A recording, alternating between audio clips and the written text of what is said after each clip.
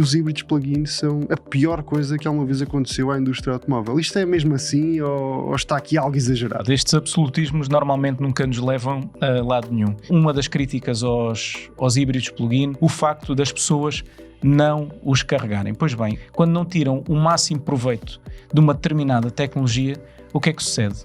Sucede que elas vão ter de colocar combustível. Parece mesmo ser o principal contra deste tipo de tecnologia. Pessoas que compram efetivamente os híbridos plug-in, mas que depois raramente os carregam. E no final do dia estão a ficar com um automóvel menos eficiente e bastante mais pesado do que um equivalente a gasolina. Como é que isto se resolve?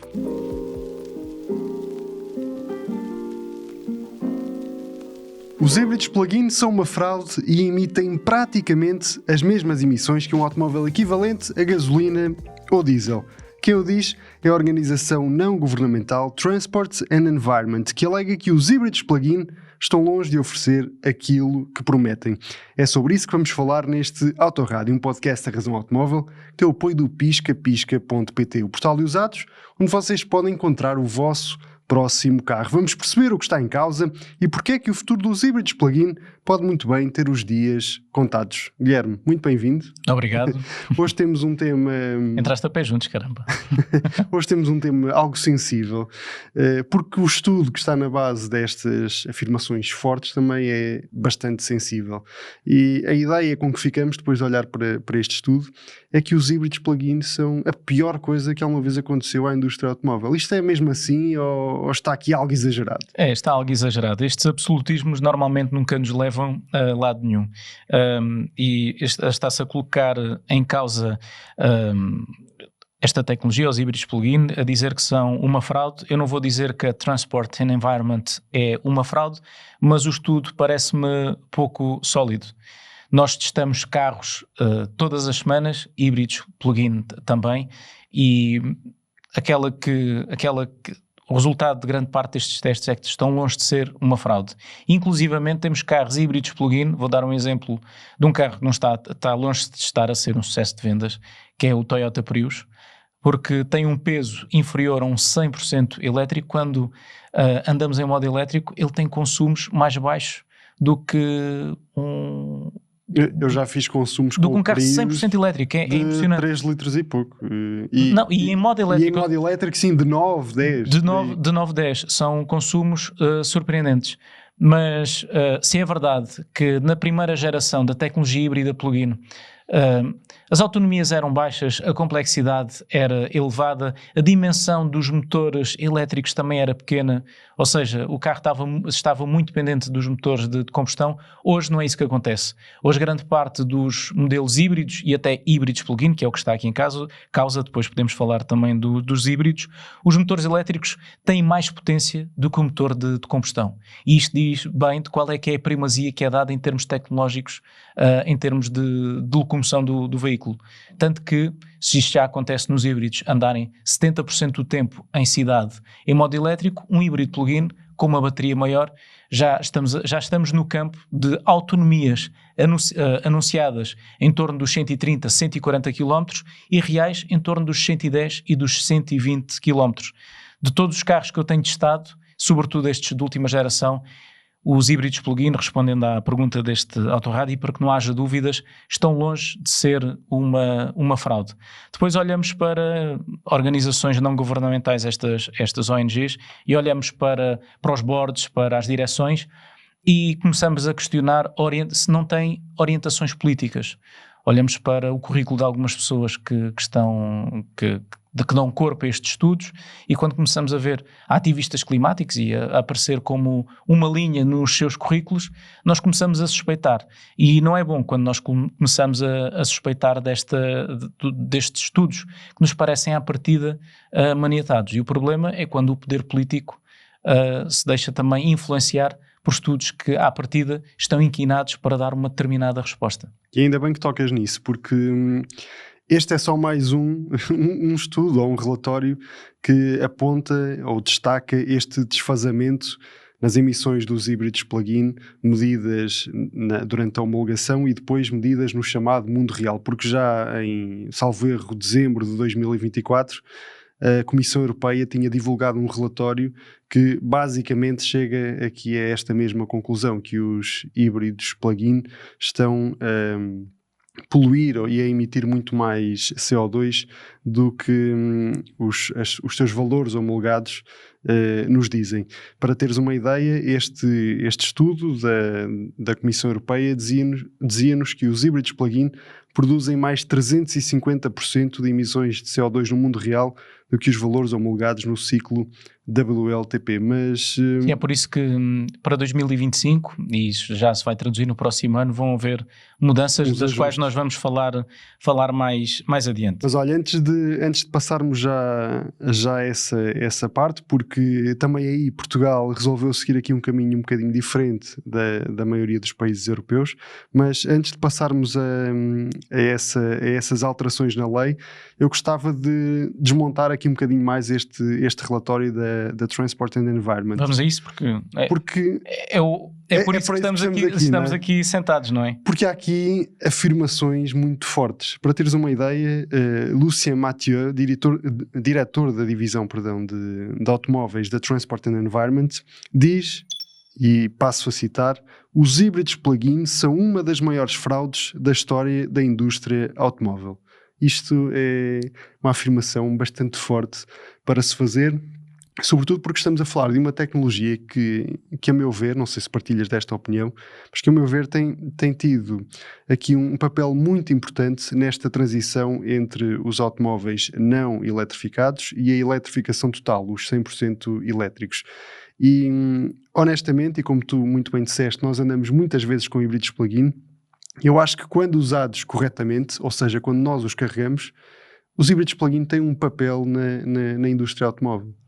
Olha, podíamos ir mais longe e debater questões tecnológicas, quais é que são os híbridos plug-in mais eficientes, porque também não são todos iguais. Há uns que têm motores de combustão de ciclo Atkinson, outros têm de ciclo Miller, outros têm apenas um motor de combustão convencional, depois auxiliado por uma máquina elétrica, e todos estes têm diferentes resultados. Mas aquela que é a regra é que, e eu posso-te falar de um exemplo. O ano passado fui para o Algarve e fui num veículo híbrido plug-in. Posso dizer qual é que foi? Um Toyota RAV4. E para cá não carreguei. Eu cheguei, fiz de Algesur para a minha casa, na margem sul, na Charneca de Caparica, e cheguei com uma média de 4,8 litros ao 100. Isto num SUV de 5 lugares, dimensões enormes. Eu fiz consumos mais baixos do que aquele que teria conseguido no carro da minha esposa, que na altura tinha um Renault Clio 1.2, 16 válvulas. Chegava cá seguramente com 7,2 litros por cada 100 km. E só aqui temos esta conversa da eficiência fechada. Depois dir-me-ão, ok, Guilherme, há muitas pessoas a comprar. Mas foste buscar também um bom exemplo. Fui buscar o melhor exemplo de todos. Mas podemos falar, olha, a Volkswagen, que estava muito atrasada no que diz respeito aos híbridos plug-in, andaram a arrastar-se com o motor 1.4 TSI durante anos e anos a fio, independentemente da performance, 204 cavalos, até algumas versões mais, mas sabia há pouco. Notava-se que a marca era capaz de fazer melhor. Foram buscar um motor 1.5, tiraram o ciclo de funcionamento do motor deixou de ser auto, que é aquele que encontramos na maioria dos motores. Isto já está-se a tornar demasiado técnico, peço desculpa. E passou para um ciclo Miller, onde é retirada a maior eficiência do conjunto térmico e menos potência, menos binário, mas ganha-se alguma eficiência. E a verdade é que com baterias de 20 kW nós conseguimos facilmente mais de 100 km de autonomia. Mais de 100 km de autonomia. Uma das coisas que muitas vezes é apontada, e agora vamos enfrentar uma das críticas aos híbridos plug-in, aos PHEVs de frente, o facto das pessoas não os carregarem. Pois bem, as pessoas quando não carregam quando não tiram o máximo proveito de uma determinada tecnologia, o que é que sucede? Sucede que elas vão ter de colocar combustível. E o combustível, pela externalidade negativa que causa no ambiente, tem um conjunto de impostos associados que estão a ser pagos. nomeadamente o imposto sobre produtos petrolíferos. É uma externalidade que o combustível tem e por isso é que cada vez também pagamos mais pelos combustíveis. Aliás, é possível haver políticas verdes muito por culpa também das fontes de receita de combustíveis que são poluentes. Já não sei quem é que disse, portanto, mas a frase era de um governante: não há políticas verdes sem combustíveis. Não deixa de ser curioso. Naturalmente isto não é uma apologia aos combustíveis. Eu acredito que o futuro vai ser 100% elétrico. Ou tendencialmente será 100% elétrico. Será talvez a tecnologia mais disseminada nas nossas estradas. Mas se é ao ritmo que nos estão a vender, ou seja, até 2035 todos os carros vão ter de ser zero emissões, eu tenho as minhas dúvidas. O tempo passa a correr. E já não demora nem sequer uma década. Já se conta em 9 anos e alguns meses. Não, e acima de tudo, os problemas que falávamos há 5 anos continuam a ser os mesmos que falamos hoje. Agora, sabendo de antemão que os recursos são escassos e que não dá para apoiar todo o tipo de tecnologias, podemos ter aqui outra discussão, se nós devemos orientar aqueles que são os recursos públicos para apoiar veículos híbridos plug-in, ou devíamos nos ficar apenas pelos 100% elétricos, ou também devíamos de olhar para os híbridos. Porque nós temos híbridos no mercado que conseguem andar em cidade mais de 70% do tempo em modo elétrico. A questão das emissões e a questão dos poluentes e daqueles que fazem mal à saúde, os NOx e tudo mais, continuam a ser um problema, mas conseguimos dirimir o problema de forma significativa. E o que nós estamos a ver com a Comissão Europeia, com normas cada vez mais musculadas. Aliás, o Euro 7 deixou de ser tudo aquilo que era suposto ser, porque se perceberam que o resultado daquilo ia ser um encarecimento dos carros, iam ficar cada vez mais caros, ia ser desastroso, e as pessoas iam trocar ainda menos de carro. E é isso que está a acontecer. Na prática, muitas destas medidas que estão a ser tomadas na Europa estão a fazer com que os carros fiquem mais caros e que as pessoas troquem menos de automóvel. Tenham tecnologias mais antigas nas estradas. Há mais de 1,5 milhão de carros em Portugal a circular com mais de 20 anos. Não era tão melhor, em vez de nós estarmos a pensar em agora passar tudo para 100% elétrico, até porque para algumas pessoas, para a maioria das pessoas diria até, isso é uma impossibilidade, não era melhor termos mais híbridos? Mas podemos voltar tu tocaste aí num ponto, aos PHEVs. Tocaste aí num ponto que acho que merece destaque. Tu dizes que um dos principais problemas dos híbridos plug-in são as pessoas que não os carregam. Mas também disseste que quando essas pessoas vão à bomba de combustível abastecer, já estão a ser penalizadas por isso, por não carregarem os seus automóveis. Ainda assim, esse parece mesmo ser o principal contra deste tipo de tecnologia. Pessoas que compram efetivamente os híbridos plug-in, mas que depois raramente os carregam. E no final do dia estão a ficar com um automóvel menos eficiente e bastante mais pesado do que um equivalente a gasolina. Como é que isto se resolve? Tem-se falado de uma possibilidade, que é da mesma maneira que, por exemplo, os carros diesel atuais não conseguem circular, têm um dispositivo que não os permite circular sem AdBlue, os carros híbridos plug-in também terem uma espécie de dispositivo que a partir de X milhares de quilómetros, sem fazer um carregamento das baterias, também os carros teriam limitações no seu funcionamento. Mas isso não é... repara, isso não é a mesma coisa do que uma operadora de telemóvel chegar ao pé de ti e dizer: se estás há 1 ano sem enviar SMS, vais ter que ser penalizado por isso. Há aqui um impacto, há uma externalidade, sem dúvida nenhuma, mas parece-me que é um ataque àquela que é a nossa liberdade individual. E também não me parece que o resultado final deste tipo de medidas fosse resultar. Aliás, temos vários exemplos na história de proibições similares que teve um efeito nefasto ou totalmente diferente. Olha, não vamos mais longe, vamos falar dos diesel. Não está a ser feita uma fiscalização dos filtros de partículas nos carros, Zero. nem dos sistemas de AdBlue. Isto não nos devia preocupar também. Olha a quantidade de carros que saía de circulação se fosse feito controle. Seria um verdadeiro problema. Eu acho que a questão dos híbridos plug-in vai ser uma tecnologia transitória, porque vamos olhar para um híbrido plug-in. Tem as baterias, tem um motor elétrico e ainda tem um motor de combustão. A complexidade é superior do que todos os carros, todas as tecnologias que existem. todos os carros 100% elétricos, e na complexidade dos motores de combustão ainda tem a componente eletrificada. Mais uma vez, olhando para as políticas públicas e olhando para a racionalidade que deve imperar nas tomadas de decisões do que é que se apoia e do que é que se apoia menos, eu gostava de ver os nossos apoios mais vocacionados para carros que as pessoas verdadeiramente conseguem comprar. Vamos novamente ao exemplo português. Nós temos feito questão de noticiar várias vezes em razãoautomóvel.com. Um híbrido. Vamos pegar no caso de um Renault Clio. Temos a versão com motor puramente a combustão e temos a versão híbrida. A versão com motor de combustão tem maiores consumos e maiores emissões. Paga poucas centenas de euros de ISV. A versão híbrida, que é a versão que consome menos, é a versão que tem menores emissões, paga 14, 15 vezes mais de ISV. Isto faz sentido do ponto de vista das políticas públicas, ou seja, estamos a penalizar a tecnologia que é mais amiga do ambiente, ou seja, não casa a bota com a perdigota.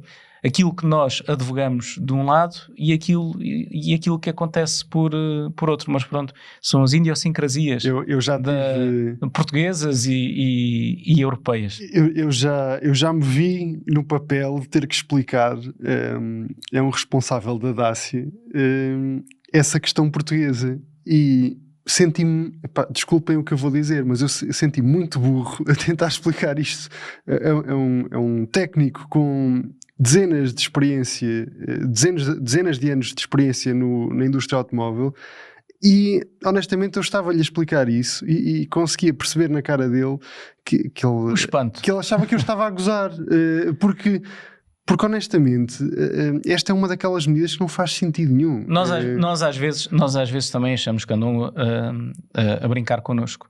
Estamos agora a falar dos híbridos, mas se recuássemos uns anos a esta parte, podíamos falar do caso das pick-ups. Exato. Que houve pedidos de marcas japonesas, houve pedidos portugueses para marcas japonesas para aumentarem o peso das pick-ups por causa de questões tributárias. E os engenheiros a dizer assim, caramba, nós estamos aqui a tentar reduzir o peso dos nossos carros e agora vamos ter de adicionar peso. E há outro exercício radical, que é tentar explicar as classes das portagens. Nós parecemos uns tontinhos, honestamente. Desculpem estas expressões mais vulgares, mas parecemos uns tontinhos. Não estamos sozinhos. Mas voltando aqui à questão dos híbridos plug-in e do estudo. Transport and Environment diz que os híbridos plug-in estão longe de ser a solução limpa que alegam ser, e mesmo em modo elétrico estas viaturas continuam a consumir combustível e emitir níveis de dióxido de carbono superiores aos declarados nos testes oficiais, 68 gramas por quilómetro, 8,5 vezes quando estão mais. Em modo elétrico. Quando estão em modo elétrico. Esta é se calhar uma das linhas mais polémicas deste estudo, porque basicamente critica aquilo onde aparentemente os híbridos plug-in são mais fortes. Sabes o que é que me dá vontade de fazer? É pegar não tenho o carro, o híbrido plug-in, mas lacrar um depósito de um híbrido plug-in de gasolina e andar um mês inteiro sem carregar. Temos mais de 100 km de autonomia. Por dia faço cerca de 60. Eu estou convicto que conseguia fazer um mês sem carregar, sem abastecer o carro. Sem abastecer. Fazer mais de 1200 km sem abastecer o carro. Não tenho a mais pequena dúvida. Não, podias dizer agora, não, Guilherme, eu tenho dúvida. E nós testarmos isso. Seja, em simultâneo, numa altura em que estamos a colocar em causa os híbridos plug-in, há outra tecnologia que parece estar a surgir, similar, mas com grandes diferenças, que são os EREV. os Extended Range Electric Vehicles, ou seja, carros 100% elétricos que têm um motor de combustão não para fazer locomover a carroçaria, fazer andar o carro, mas sim para alimentar os motores elétricos, ou seja, o motor de combustão passa a um gerador elétrico. É uma solução que está a ter um crescente procura na China e que pode vir a ser também... Que algumas marcas comercializam na Europa, nomeadamente Lembras-te do Ampera? A Mazda. Do Opel Ampera?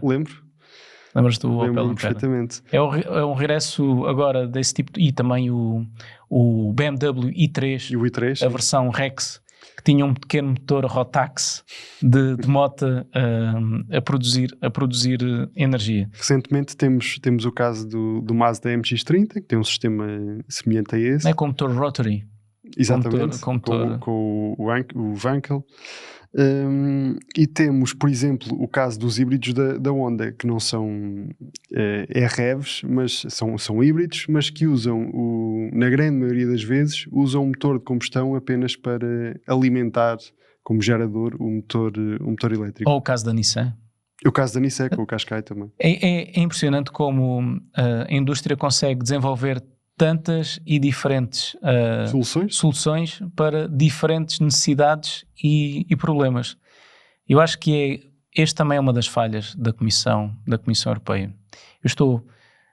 Quanto mais ando de carro elétrico, eu tenho um carro elétrico na garagem, mais fico convencido pelas suas vantagens, que não são absolutas. Basta querer fazer uma viagem maior e percebo que tem também as suas limitações. Mas que são limitações que num futuro podem vir a reduzir à medida que também aumentam as redes de carregamento, os tempos de carregamento e que as próprias baterias também podem começar a ficar mais pequenas. Mas enquanto esse tempo não chega, deixar de poder contar com a segurança dos carros puramente a combustão, ou dos híbridos plug-in, não parece a opção mais sensata. Isto ainda para mais sabendo que, vamos falar por exemplo de carros de 20 mil euros. É verdade que já consegues comprar carros elétricos por 20 mil euros, mas agregados familiares não conseguem ter mais do que um carro. Sim. E um elétrico de 20 mil euros não serve para ser o único carro da família? Claro que não serve. E esta é a questão. Pois é, também nesta parte nós podemos mencionar o patrocinador do nosso podcast, parte para a publicidade, o Pisca, o piscapisca.pt, onde tem mais de 50 mil carros e alguns deles, muitos deles, abaixo de 20 mil euros. Inclusivamente já há veículos 100% elétricos com autonomias interessantes que se pode comprar. Mas são transições que levam tempo e parece-me que os nossos governantes, o poder político, olhou com demasiado otimismo para as regras que estava a impor e para as metas. Por esta altura já devíamos ter uma relação 40-60 na venda entre carros com motor de combustão e veículos 100% elétricos. Há países onde ainda nem atingiu os 5% e dizem-me que daqui a menos de 10 anos apenas vão vender carros elétricos na Europa. E mesmo em Portugal, que é um suposto paraíso dos carros elétricos, estamos a ter alguma dificuldade em sair aqui desta relação dos 80-20. Mas pronto, isso daria outro autorrádio. E já que falas nessa questão dos elétricos por 20 mil euros, dizer apenas que tens um conteúdo preparado para sair no canal do YouTube da Razão Automóvel que fala precisamente disso, um guia de compra com elétricos usados até 20 mil euros. É um conteúdo que também estará muito em breve no nosso canal de YouTube. Mas quem vir o vídeo, quem vir esse vídeo vai perceber isto, mas eu quero deixar isso bem patente. Muitas vezes neste autorrádio nós parece que estamos a falar contra os veículos elétricos, mas não é isso que está a acontecer. O que nós estamos por vezes a defender, isto são opiniões pessoais, é a possibilidade das pessoas escolherem a tecnologia que melhor satisfaz aquelas que são as suas necessidades. É somente disto que estamos a falar. Nesse vídeo, que vai sair brevemente no nosso canal do YouTube, eu digo que carros elétricos por menos 20 mil euros já há excelentes opções. Aliás, provavelmente podem ser os melhores negócios para alguém que está à procura de um próximo carro, porque tem menos complexidade mecânica, tem uma fiabilidade muito assinalável. A questão das baterias é cada vez uma não questão e já começamos a ter veículos elétricos abaixo de 20 mil euros com autonomias reais acima dos 300 km. Ou seja, uma verdadeira alternativa para famílias que querem poupar. Carros que na sua utilização cotidiana conseguem ter custos de utilização 4, 5 e 6 vezes mais baixos. Isto não é notável? Como é que alguém pode ser contra isto? Naturalmente ninguém pode ser contra isto. Agora temos também aquelas pessoas que nos estão a ouvir e que dizem assim: Guilherme ou Miguel, eu não tenho onde carregar, eu tenho de fazer, a minha vida não se compadece ou com tempos de carregamento ou com distâncias mais longas, eu não posso ter um veículo 100% elétrico.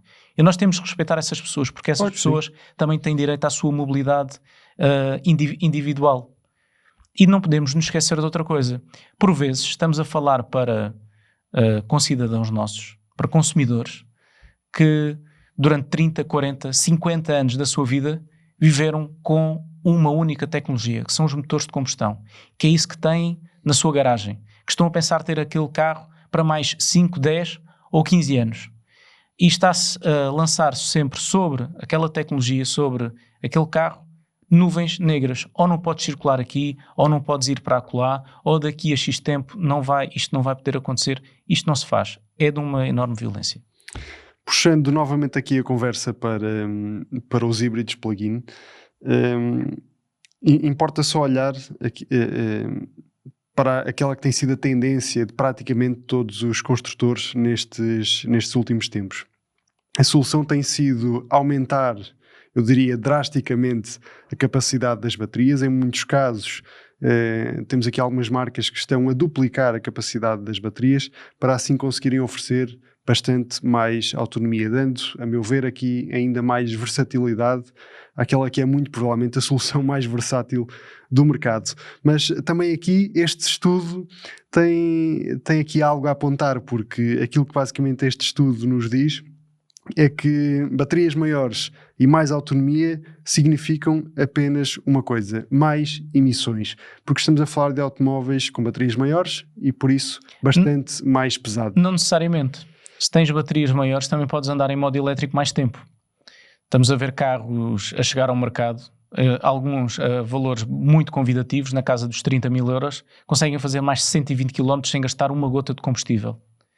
Agora, se naturalmente essas baterias não forem carregadas, o que acaba por acontecer é que tens sobretudo mais lastro, mais isso do que outra coisa qualquer. Mas mais uma vez, utilizadores que façam isso já estão a ser penalizados. Porquê é que o tamanho das baterias nos carros está a aumentar?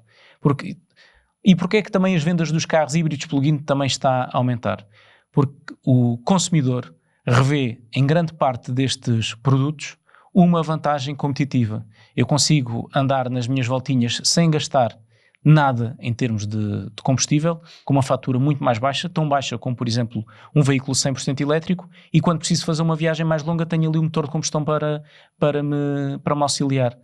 E é por isso que as baterias também estão a aumentar, porque basta olhar para os dados de vendas. A procura por este tipo de soluções é cada vez maior.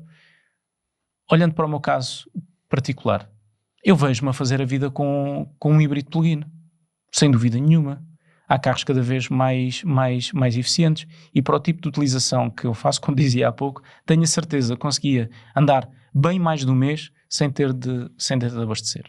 Mas, no fundo, e corrige-me se eu estiver errado, Guilherme, mas no fundo aquilo que estamos a falar é quase sempre da mesma coisa, que é híbridos plug-in dependem muito das pessoas que os utilizam. Se estamos a falar de uma pessoa que não tem por hábito carregar o seu automóvel, obviamente ter um pack de baterias maior, mais pesado, vai ser um problema. Mas o que é que vamos fazer? Mas se por outro lado tivermos uma pessoa que usa o seu híbrido plug-in de forma correta, que o carrega diariamente ou a cada 2 dias, então parece-me que ter uma bateria maior vai ser, honestamente, só vantagens. O que é que este estudo está aqui a ver que nós não estamos?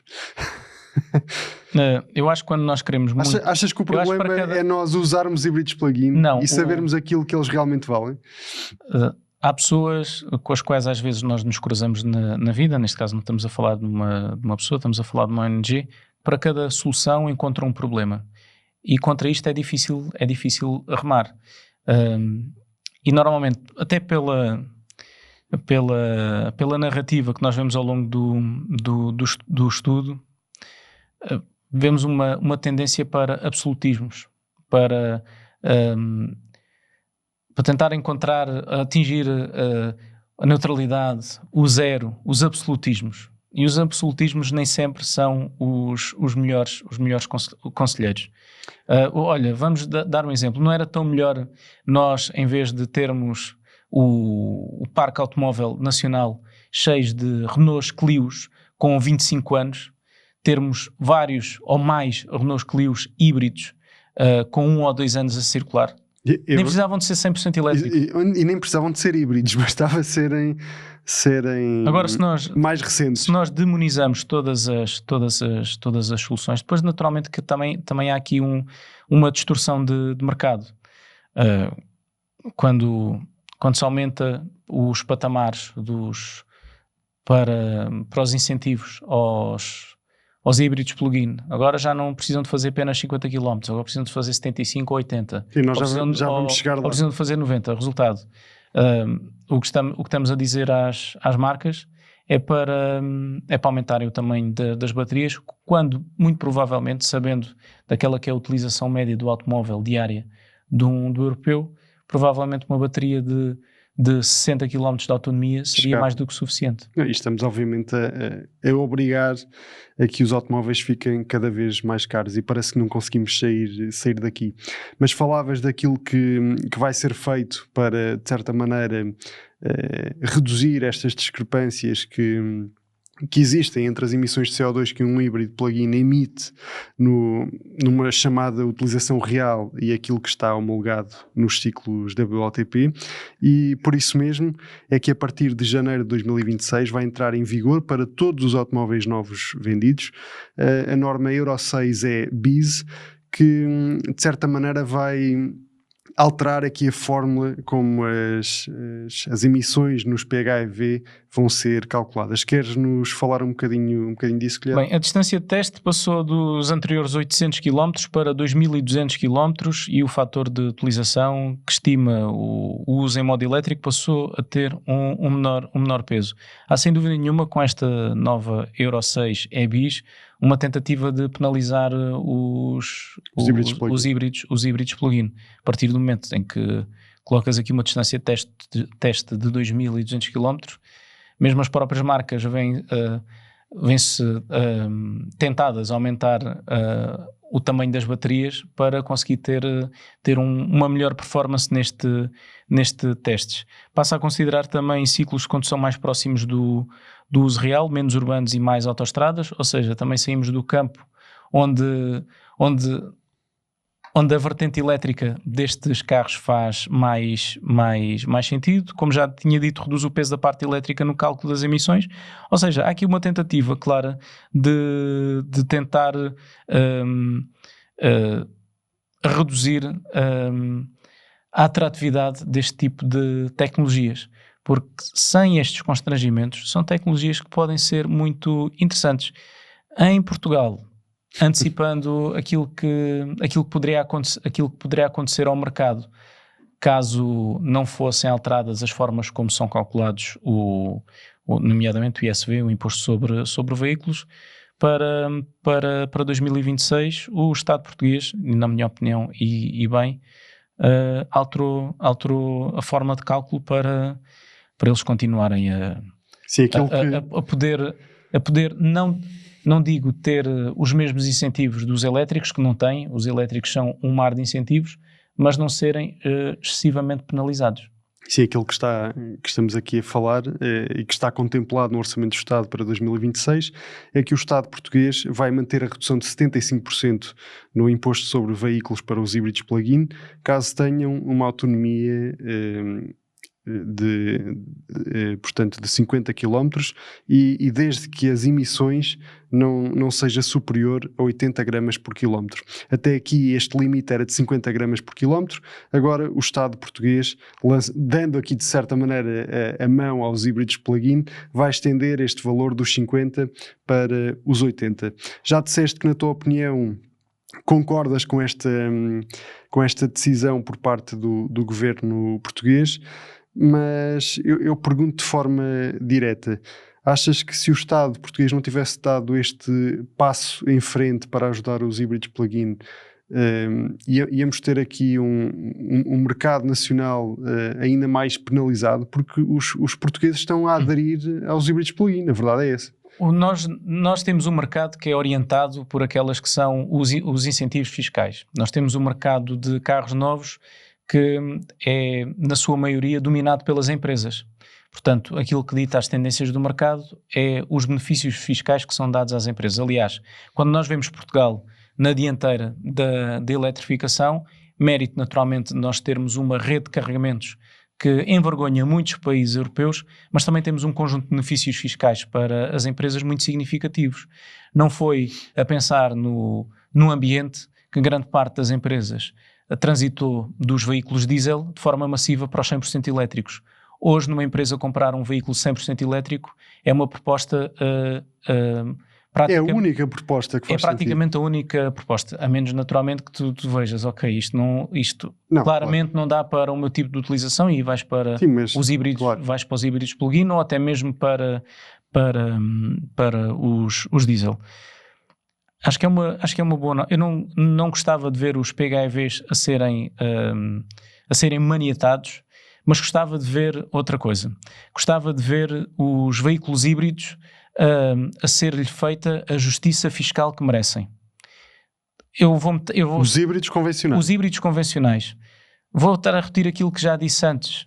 Como é que é possível 2 carros equivalentes, 2 Renault Clios, a versão que emite menos emissões e que tem consumos mais baixos, pagar 14 vezes mais de imposto? Isto não faz sentido.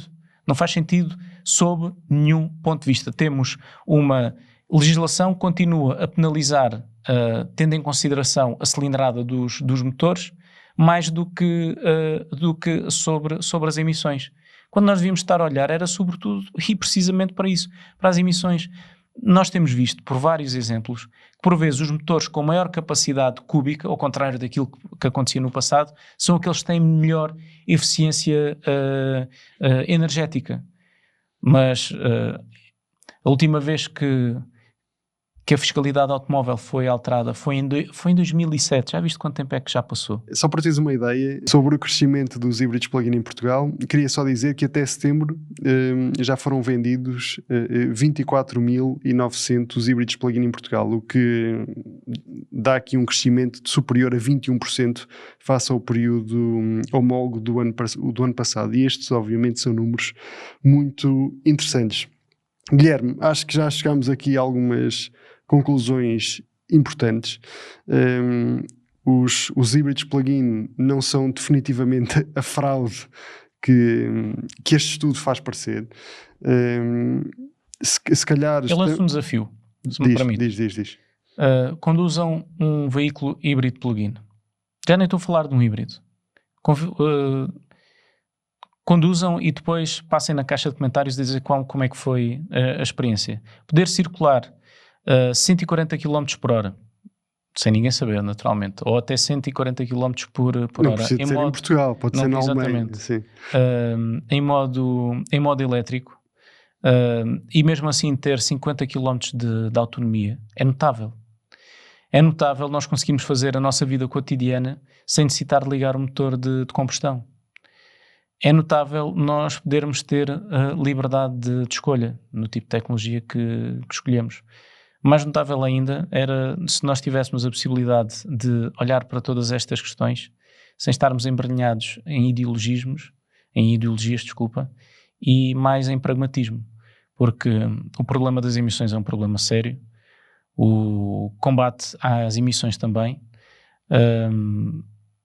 o resultado na saúde pública também nos deve motivar a alterar e, portanto, temos de passar do campo das intenções para o campo da realidade.